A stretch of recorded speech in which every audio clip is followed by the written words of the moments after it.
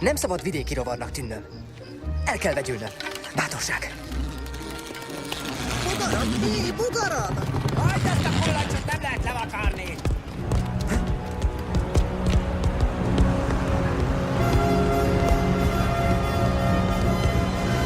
Na hát, a város!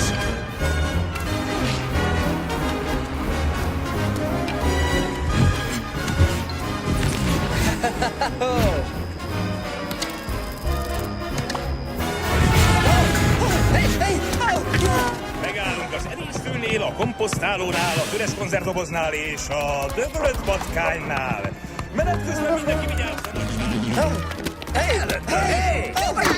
Mi van? Túl sok a lábad? Elnézést. Bocsánat. Egy gyerek kitépte a szárnyam. Elnézést. Bocsánat, higgyel, nem szándékosan. Véletlen volt, de tényleg. Majd én megmondom, hogy csinálj balhé!